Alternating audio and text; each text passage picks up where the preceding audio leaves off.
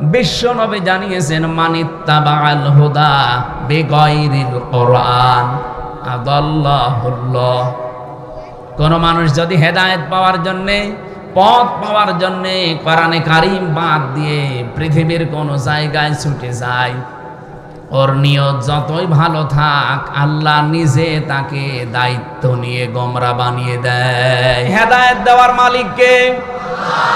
উনি যদি বলে আমি তোকে গোমরা বানাবো, হেদায়েত দেওয়ার আর কেউ আছে? নেই। এবার বাংলাদেশের এই ৫৬,০০০ বর্গ মাইলে আপনি হাদিসটা মিলান।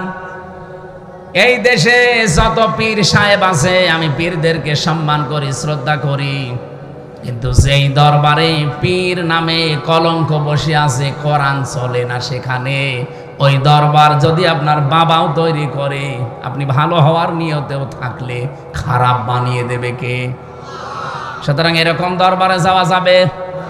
বলেন। ৪৮,০০০-এর উপরে দরবার এই দেশে এখন।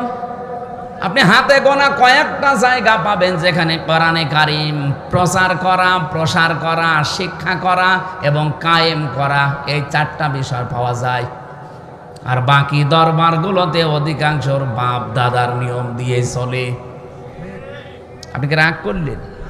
আপনি একটাই বলেন যে যেখানে কোরআন শেখানো হয়, কোরআন বোঝানো হয়, কোরআন প্রচার করা হয় এবং কোরআন কায়েম করার জন্য এই শিক্ষাগুলো যে দরবারে দেওয়া হয়, একটার নাম বলেন, আমি সেখানে যাব।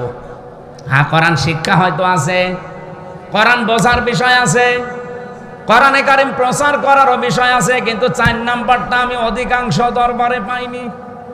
কয়েকদিন আগে আমি চরমনায় গিয়েছিলাম, সরসিনা গিয়েছিলাম, এর আগে গিয়েছিলাম বায়তুল শরফে চট্টগ্রামে, আর এই তো ৮-৯ দিন আগে গিয়েছিলাম আটরশি।